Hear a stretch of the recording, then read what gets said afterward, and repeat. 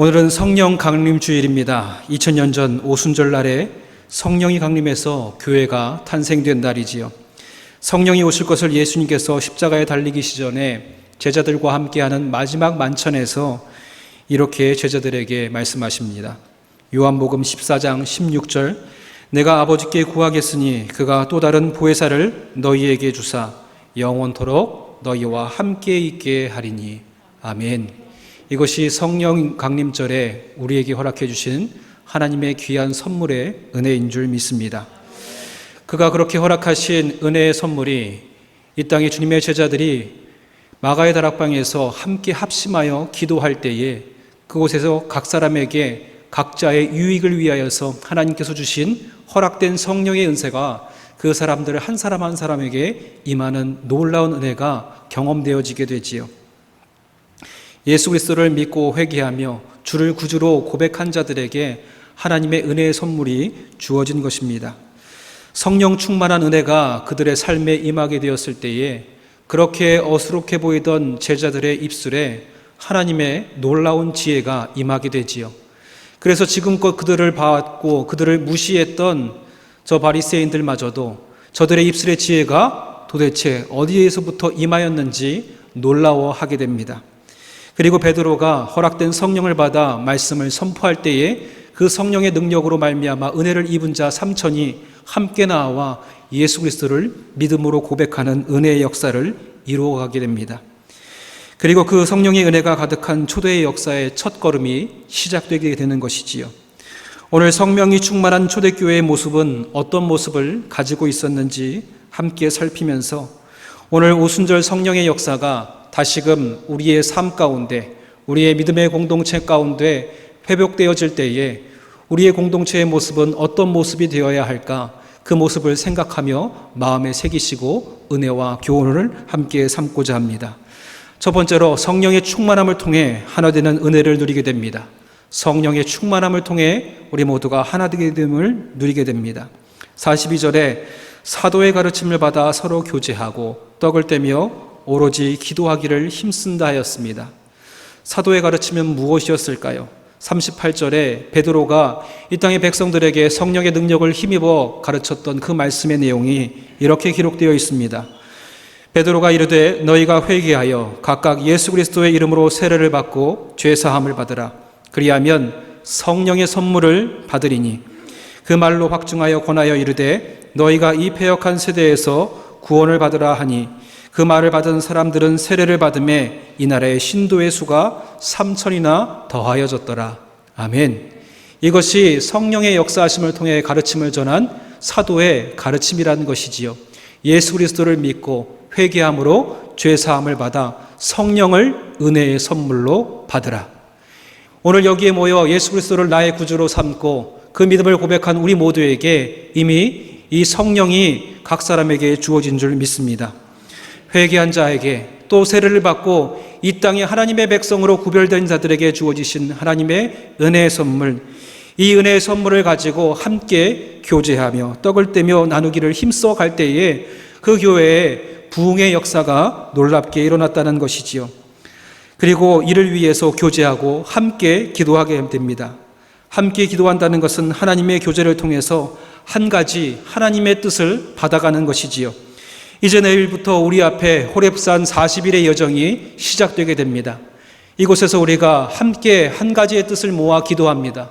우리가 세계 속에 속한 한 개인이기에 이 세계의 민족을 위해서 함께 기도하고 또 이 나라에 속한 한 개인이기에 이 나라와 민족을 위해 기도하고 우리의 가정을 위해 기도하고 우리의 믿음의 공동체를 위해서 한 가지 기도의 제목을 놓고 함께 기도하게 됩니다. 이럴 때에 두세 사람 이상이 모여 합심하여 주시는 그 은혜의 자리에 하나님께서 그 응답의 역사를 이루어가는 깊은 은혜를, 그 감격을 체험하시는 귀한 첫걸음이 되시기를 주님의 이름으로 축원드립니다. 합심하여 공동의 기도 제목을 누리며 하나님의 은혜를 받는 공동체, 그 공동체가 우리 광림의 남교회로부터 새롭게 회복되어 갈 줄 믿습니다. 사도신경을 우리가 고백하다 보면 성령을 믿는다는 고백 다음에 곧바로 유일하고 거룩한 보편교회의 성도의 교제를 믿는다는 고백이 이어짐을 우리가 바라보게 됩니다. 왜냐하면 성령님을 통해서 새롭게 이루어진 공동체는 성도가 세례를 받아 한 몸을 이루었기 때문에 각양각색의 은사로 서로를 도우며 함께 나누기 때문에 우리는 성령으로 하나 되어 그 교제를 이루어갈 수밖에 없다라는 것이지요. 바울이 고린도전서 12장 13절에 이렇게 고백합니다. 우리가 유대인이나 헬라인이나 종이나 자유인이나 다 한 성령을 세례를 받아 한 몸이 되었고 또 다 한 성령을 마시게 하셨느니라. 승천하신 주님의 오순절에 이 땅의 백성들에게 주신 하나님의 성령의 사건을 통하여서 이 교회가 탄생되었기 때문에 우리 모두가 그 한 성령을 받아 하나 된 뜻을 이루어가는 귀한 사명이, 삶이 우리에게 주어졌다라는 것입니다. 성령의 인도하심을 통한 성도의 교제로 한목에 속한 한 지체로서 우리의 자리에서 내게 맡겨진 귀한 사명을 감당할 때에 예수 그리스도를 머리로 하며 나아가는 이 교회가 살아 숨쉬는 역사를 우리를 통해서 하나님이 이끌어 가신다는 것입니다. 개인에게 허락된 새로운 삶은 고립된 삶이 아니라 서로가 교제하고 함께하며 나누는 하나된 공동체의 모습이라는 것이지요. 교제를 뜻하는 헬라어 코이노니아는 첫 번째로는 어떤 것에 함께 참여한다는 의미와 자신의 소유를 다른 사람들과 함께 나눈다는 의미를 가지고 있습니다. 두 가지 의미를 살펴보면 그리스도를 통해서 이 땅에서 교회에서 함께 생활하는 공동체의 모습이 어떻게 되어야 되겠는가? 첫째로 그리스도와 그분의 은혜에 함께 참여하는 한 뜻을 가진 공동체의 모습이 되어야 하고, 두 번째로는 그리스도께서 우리에게 각자 나누어 주신 귀한 달란트와 은혜를 가지고 함께 있는 성도들과 함께 그것을 나누는 것이 이 교인의 삶이라는 것을 우리에게 보여주고 있는 것입니다. 신자들과 성도들이 함께 나누는 삶을 뜻하는 것이지요. 성령의 교통하심은 성령의 은혜를 받은 성도의 교제를 통해서 교회를 이렇게 하나 되어 연합하게 이루어가는 뜻이 그 안에 있게 됩니다. 바울은 고린도후서를 다음과 같이 마무리하게 됩니다. 주 예수 그리스도의 은혜와 하나님의 사랑과 성령의 교통하심이 너희 무리와 함께 있을지어다. 아멘. 그리스도의 은혜, 하나님의 은혜가 가득한 공동체, 그리고 하나님의 긍휼하심과 사랑을 덧입은 공동체, 그 사랑으로 인하여서 서로 교제하고 함께 떡을 떼며 나는 공동체가 되기를 바라는 바울의 고백이 마지막 이사 가운데 담겨져 있는 것이지요. 이 땅을 바라는 예수 그리스도의 바람이 또 여기에 모여서 함께 예배하며 주님의 뜻을 간구하는 우리 개인을 향한 하나님의 뜻이 바로 이와 같은 줄 믿습니다.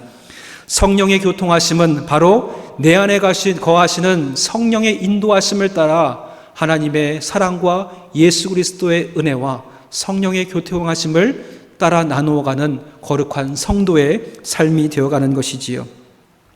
따라서 성도가 연합을 추구하는 것은 의무가 아니라 하나님의 성령의 충만함을 받은 사람의 당연한 삶의 모습이요, 성령의 충만함을 받은 자의 증거된 모습이라는 것입니다.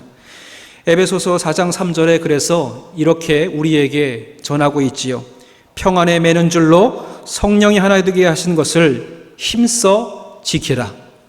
우리가 행해야 할 것은 성령을 받기 위해서 애쓰는 것이 아니라 이미 받은 그 성령을 우리 교제 안에서 성령이 하나 되게 하신 것을 힘써 지켜야 할 사명이 우리 안에 있다라는 것이지요.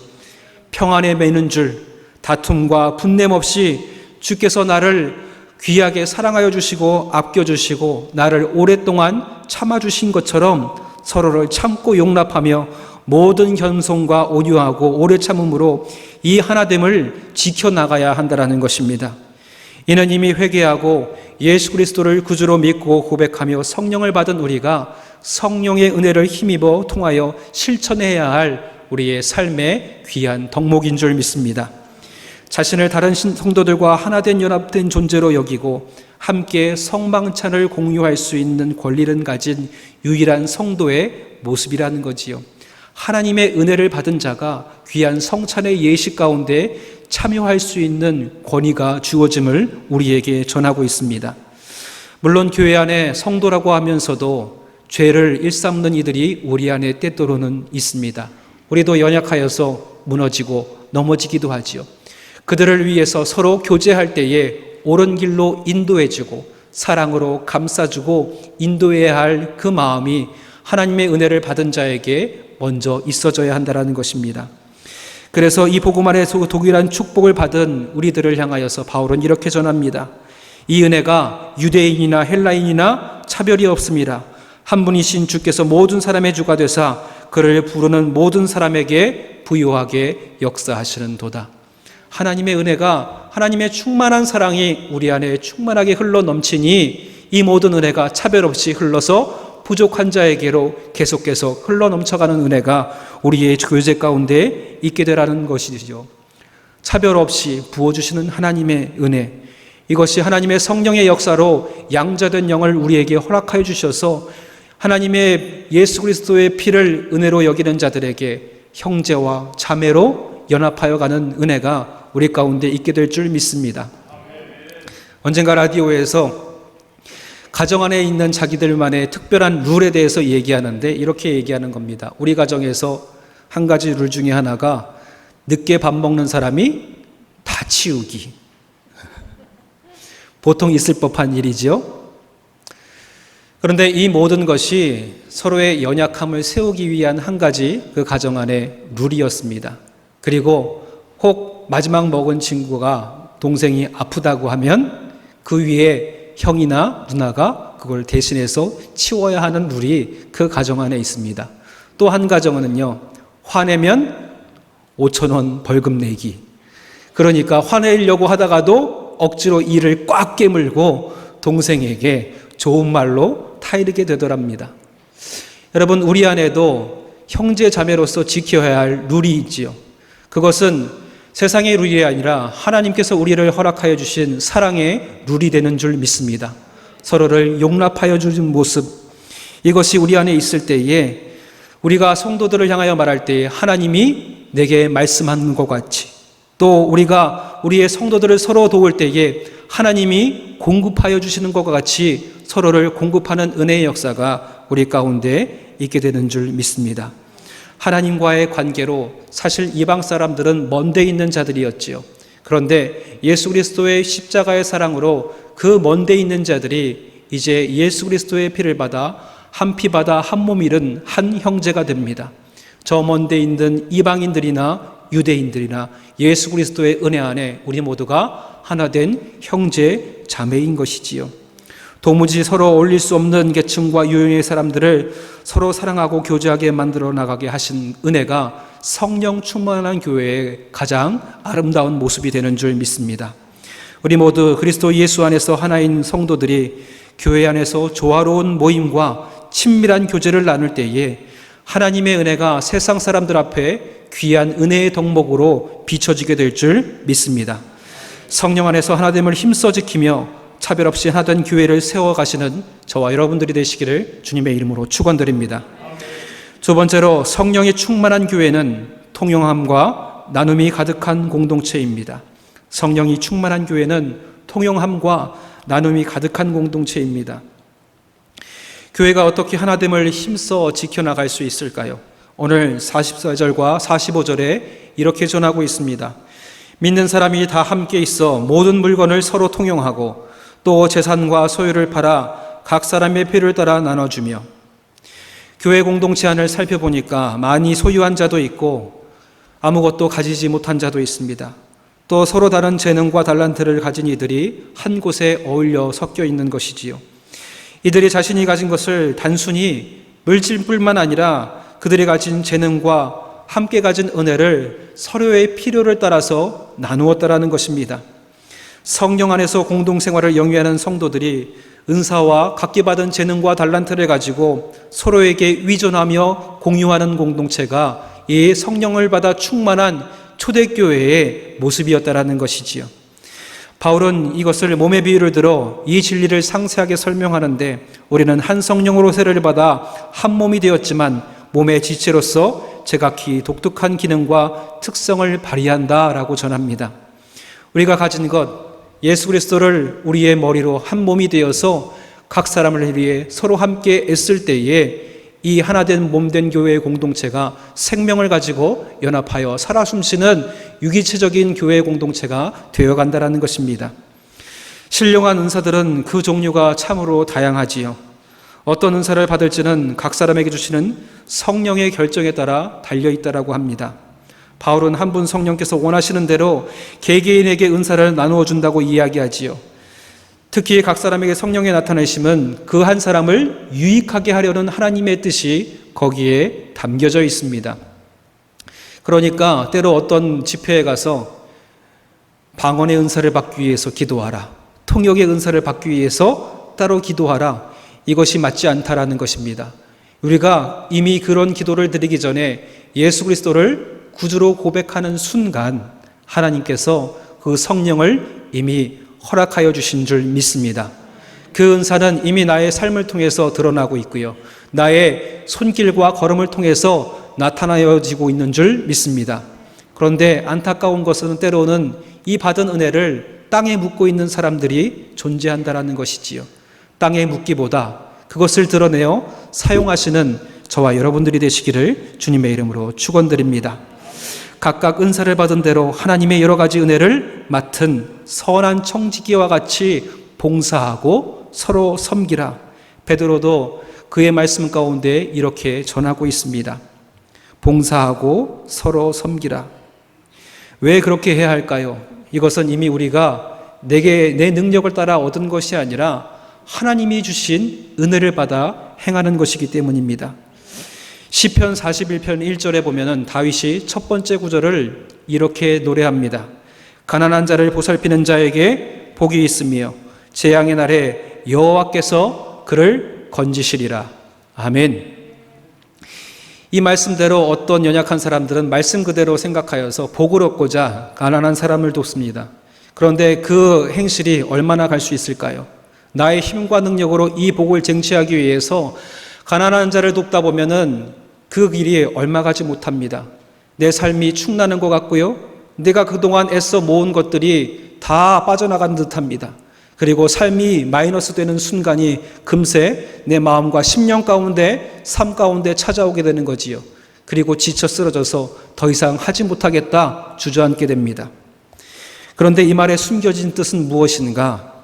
내 힘으로 행하는 것이 아니라 내가 받은 은혜로 행하여야 된다는 것입니다. 가난한 자를 돌보는 것은 내 힘으로 하면 지속할 수 없지요. 그러나 내게 부어주시는 하나님의 은혜로 행할 때에 이 뜻을 지속적으로 행할 수 있다는 것입니다.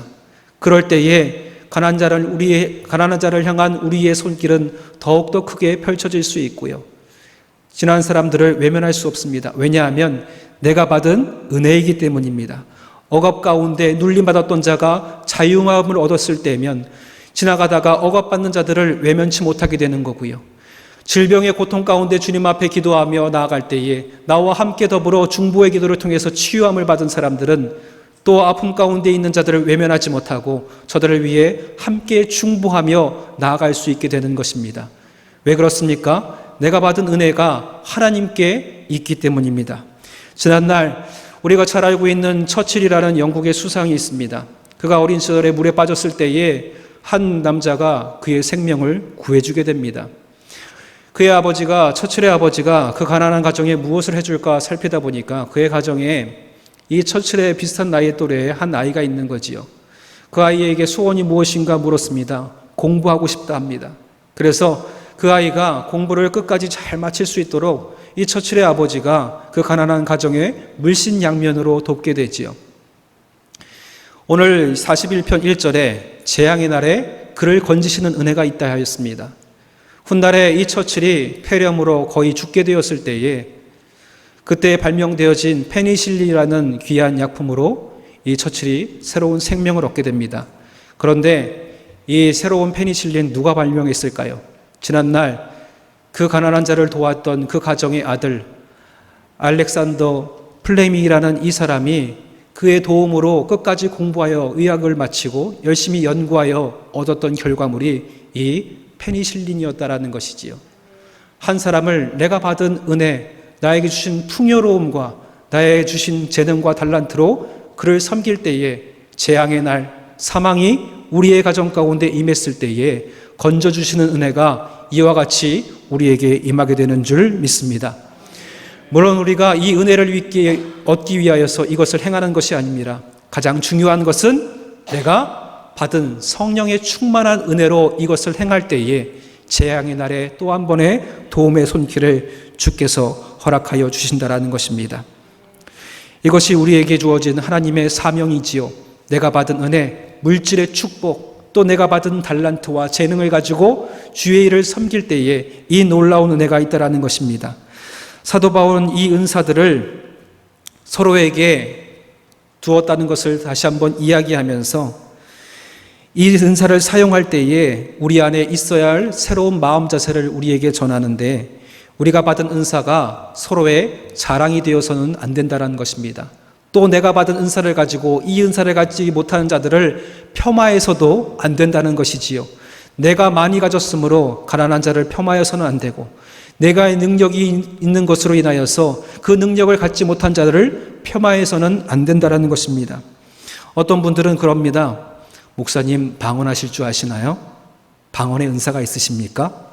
목사님은 적어도 방언은 하실 줄 알고 또 방언에 대한 통역의 은사도 있어야 영적인 능력을 갖고 계신 거 아닌지요? 여러분, 목사님이라고 해서 이 은사를 다 갖지 못합니다. 하나님께서 주신 은혜가 다양하고 다르다라는 것이지요. 평신도라고 해서 이 은혜를 갖지 못할 리 없습니다. 그에게 방언의 은사가 유익하다고 하면 그에게 주어지는 것이지요. 그러니까 이것을 우리가 자랑할 것이 아니요 없는 자를 폄하해서도 안 된다라는 것입니다. 이 은사를 설명한 뒤에 은사에 대한 내용이 담기고 그 다음 이어지는 하나님의 말씀이 고린도전서 13장입니다. 우리가 잘 알고 있는 사랑이지요. 은사에 대한 이야기를 하고 왜 사랑장을 그 뒤에 두었을까요?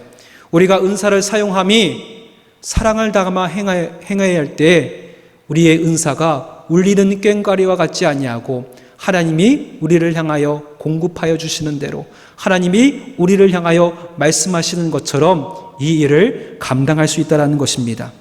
여러분, 이 일을 위해서 저와 여러분들이 세워진 줄 믿습니다. 바울은 이 은사들을 고린도전서 12장 8절에 이렇게 전합니다. 하나님의 교회 중에 몇을 세우셨으니 첫째는 사도요, 둘째는 선지자요, 셋째는 교사요, 그 다음은 능력을 행하는 자요, 그 다음은 병 고치는 은사와 서로 돕는 것과 다스리는 것과 각종 방언을 말하는 것이라. 굳이 우선순위를 삼아본다면 가장 앞자리에 말씀을 가르치는 일, 그리고 두 번째로는 성도의 모든 필요를 채우는 일, 그러니까 영적인 공급과 육적인 공급이 이 교회 안에서 함께 이루어져야 감을 우리에게 전하고 있는 것입니다. 그런데 이 모든 것을 행할 때에 모든 것을 품위 있게 하고 질서 있게 행하라. 고린도전서 14장 40절에 우리에게 전하고 있습니다. 이것이 교회 안에 하나님께서 받은 은혜와 가진 능력을 성도들에게 펼쳐나가는 우리의 손길의 모습이 되어야 할 줄 믿습니다. 은사는 본질적으로 봉사와 능력을 이야기합니다. 이 봉사와 능력을 함께하며 나아갈 때에 그 조화로운 은혜의 공동체가 되어간다는 것이지요. 받은 은혜와 달란트를 땅에 묻는 우를 범하기보다 이를 함께 더불어 통용함으로 받은 사랑과 은혜를 나타내어 나가며 이 거룩한 성령의 충만한 공동체를 하나님의 은혜와 사랑 가득한 공동체로 만들어 가시는 저와 여러분들 되시기를 주님의 이름으로 축원드립니다. 마지막으로 성령이 충만한 공동체는 모이기에 힘쓰는 공동체입니다. 성령이 충만한 공동체는 모이기에 힘쓰는 공동체입니다. 마지막 46절에 보니까 이렇게 전합니다. 날마다 마음을 같이하며 성전에 모이기를 힘쓰고 집에서 떡을 떼며 기쁨과 순전한 마음으로 음식을 먹고. 이런 기쁨을 누리는 그리스도의 지체들에게 부여된 성령의 은사가 그 역할과 기능을 충분히 발휘하면 어떤 형태로 성도의 교제 가운데 이루어지는가 오늘 우리에게 전하고 있는 것이지요. 날마다 성전에서 또 서로의 집에서 모이며 떡을 떼며 힘써 나아갈 때에 이 은혜가 아름답게 우리 안에서 이루어져 간다는 것입니다. 그러기에 우리의 속회 공동체가 중요한 공동체가 되는 줄 믿습니다. 서로의 모습을 살필 줄 아는 공동체, 서로의 기도 제목을 함께 나누며 충분하는 공동체가 여기에 있는 것이지요. 이 작은 공동체부터 날마다 마음을 같이하여 성전에서 모이고 또 집에서 떡을 떼며 기쁨과 순전한 마음으로 음식을 먹는 교제가 이루어지는 은혜의 공동체가 되시기를 주님의 이름으로 축원드립니다. 떡을 떼는 것이 무엇인지요?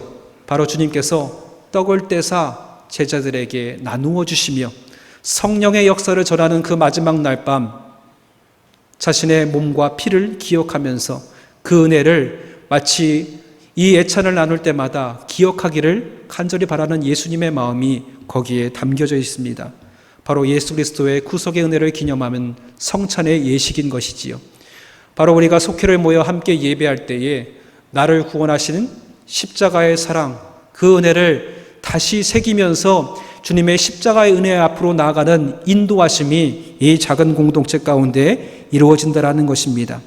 날마다 예수 그리스도께서 나를 위해서 내 죄를 위해 죽으셨음을 기념하고 이 은혜를 기억하는 공동체, 이것이 우리의 교회가 되고 우리의 속회가 되어야 될 줄 믿습니다. 집에서라는 헬라어 원어를 살펴보니까 카트 오이콘이라고 되어 있는데요. 이 원어의 뜻을 다시 한번 살펴보니까 그 뜻이 한 집에서 다른 집으로 라는 뜻을 가지고 있습니다.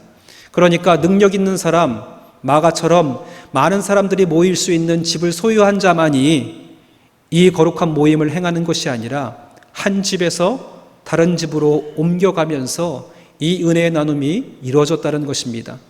그런데 이 은혜의 나눔은요, 남루하고 가지검도 없는 가정을 폄하하기 위함이 아니라 그 가정을 가서 함께 예배하며 음식을 나눌 때에 그 가정의 공동체의 가장 연약함과 부족함을 살피고 그것을 채우고자 함이 이 공동체 안에 있었다라는 것입니다.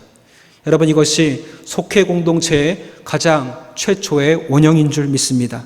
그리고 우리가 교회의 속회 가운데 회복해야 할 모습인 것이지요. 코로나19로 인하여서 우리가 가정에서 모이는 것이 어려워졌습니다. 그리고 심지어 가정에 사람을 들이는 것조차 부끄러워하기도 하고 그것은 예의가 아닌 것처럼 여겨지기도 합니다. 그러나 우리가 서로를 위해서 섬기고자 할 때에 우리의 가정을 오픈하는 것이 부끄러움이 아니고 서로를 채워주는 은혜의 길이 되어갈 줄 믿습니다. 이 모습을 우리 안에 회복하여 갈 때에 속회가 살아날 수 있고요. 목마른 자들의 그 갈망이 하나님의 은혜로 채워져가는 은혜가 귀하게 이루어져 가게 될 줄 믿습니다. 성령을 받아 행하는 공동체의 아름다운 모습이 바로 이와 같은 모습이지요. 그런데 이 보살핌과 나눔을 어떤 특별한 사람만이 행하는 것이 아닙니다.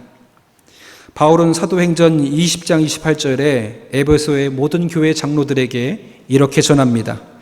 여러분은 자기를 위하여 또는 온 양떼를 위하여 삼가라. 성령이 그들 가운데 여러분을 감독자로 삼고 하나님이 자기 피로 사신 교회를 보살피게 하셨느니라.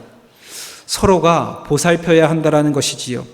이것이 장로에게 주어졌지만 보살피다라는 원어의 뜻을 살펴보면 포이마이노라는 뜻입니다. 이 말의 뜻이 원어의 뜻이 무엇인가? 목자가 돌봄과 같이 살피고 그를 돌보는 것이 바로 이 살핌의 뜻인 줄 믿습니다. 여기에 세워진 장로의 직분을 가진 자, 또 권사의 직분을 가진 자, 집사의 직분을 갖고 속회의 지도자로 세워진 사람이 한 공동체의 감독자로서 맡겨진 양떼를 살펴야 할 사명이 우리에게 있다라는 것입니다. 그런데 이와 관련해서 히브리서 12장 15절에도 이렇게 전합니다. 너희는 하나님의 은혜에 이르지 못하는 자가 없도록 하고 또 쓴뿌리가 나서 괴롭게 하여 많은 사람이 이로 말미암아 더럽게 되지 않게 하며 음행하는 자와 혹 한 그릇 음식을 위하여 장자의 명분을 판 에서와 같이 망령된 자가 없도록 하라. 첫 시작의 표현이 무엇입니까? 누구를 향하고 있습니까? 너희를 향하고 있습니다. 이 공동체 안에 각 개인 한 사람 한 사람을 일컬어서 이 뜻을 전하고 있는 것이지요. 그러니까 감독하고 살피는 일, 목자와 같이 돌보는 일이 단순히 직분을 가진 자뿐만 아니라 이 교회 공동체 안에서 속회 공동체 안에서 은혜를 받아 누리는 모든 일들 각 사람이 서로를 위하여서 이 살피는 일을 행하여 한다, 우리에게 전하고 있는 것이지요. 그런데 이 사명은 바로 성령의 은혜를 받아 채워진 은혜로 살피는 은혜이면서 동시에 그 은혜를 받은 자의 특권이 되는 줄 믿습니다. 은혜 받은 자만이 행할 수 있습니다. 돌보는 일, 살피는 일, 이것이 은혜 받은 자의 삶의 모습이고 증거가 되는 줄 믿습니다. 그리고 이 은혜가 가득할 때에 어떤 일이 벌어지는가? 47절에 이렇게 전합니다. 하나님을 찬미하며 또 온 백성에게 칭송을 받으니 주께서 구원받는 사람을 날마다 더하게 하시느니라. 아멘. 이 사도행전 2장 전체에 성령의 역사를 받은 모든 교회 공동체가 어떤 모습으로 이뤄가는지를 가장 아름답게 보여주는 것이지요. 수직적으로는 우리가 하나님을 찬양하고 주님께 영광 돌리고, 또 수평적으로는 이웃들에게 내가 받은 사랑과 은혜를 펼쳐가는 공동체가 하나님의 성령을 받아 충만한 교회 공동체의 균형 있는 모습이라는 것이지요. 찬미하다, 이 헬라의 원어를 살펴보니까 그냥 노래를 부르는 것이 아닙니다. 감사의 감격과 기쁨이 넘쳐서 하나님께 올려드리는 찬양인 것이지요. 이 감사와 감격이 우리 안에 넘쳐서 이 은혜를 서로 나누며 나아갈 때에, 또한 이 은혜를 가득 채워진 은혜로 기뻐하는 우리를 보고 믿지 않는 자들이 또 구원의 은혜를 갈망하며 모여드는 은혜가 성령의 충만한 공동체, 우리 광림의 남교회 가운데 이루어지게 될 줄 믿습니다. 감격의 근원이신 하나님의 은혜로 인하여 기뻐하고 찬양하며, 또 내게 주어주신 은혜로 말미암아 그 은혜를 나누고 서로를 살피고, 또 내가 받은 그 은혜로 말미암아 또 누군가를 살필 때에 우리는 그 은혜가 충만한 하나님의 귀한 공동체, 성령의 충만한 공동체, 저 오순절에 그 성령의 충만한 은혜로 말미암아 날마다 구원받는 자가 더하여지는 은혜의 공동체가 바로 우리의 공동체가 되게 되는 줄 믿습니다. 이 아름다운 공동체가 오늘 하나님의 은혜로 성령의 임재하심과 세워진 내가 속한 우리의 속회 공동체, 또 우리 광림의 남교회 공동체가 되는 줄 믿습니다. 그 모든 공동체를 성령의 충만한 역사 가운데 부름받은 저와 여러분들의 사명을 가슴에 새기고 다시 한번 주의 뜻을 받아 함께 나아가시기를 주님의 이름으로 축원드립니다. 기도하겠습니다. 사랑과 은혜의 하나님, 2000년 전 이 땅에 보혜사 성령을 허락하여 주셔서 이 땅의 모든 백성을 양자 삼으시고 그 사랑의 은혜가 흘러가게 하시니 감사합니다. 양자의 영을 받은 우리 모두가 주님의 자녀로 교회 공동체 안에서 한 몸을 이루게 하시고, 내가 받은 은혜와 사랑으로, 내가 받은 은사와 달란트로 서로를 돌보고 그 은혜로 말미암아 서로를 하나 되게 하며 보살피는 귀한 아름다운 공동체가 되게 도와주시옵소서. 이 아름다운 공동체가 나로부터 시작되는 줄 믿습니다.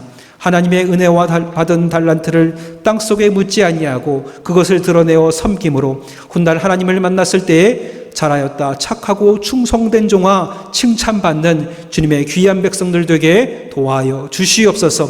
그 은혜가 우리 가운데 풍성하게 넘침으로 우리 교회의 공동체 안에서도 날마다 구원받는 수가 더욱더 더하여지는 은혜가 넘치게 부어지게 하여 주시옵소서. 그 성령 충만한 은혜 가운데로 우리 각 사람 한 사람을 인도하여 감사드리며 예수님의 이름으로 간절히 기도드렸사옵나이다. 아멘.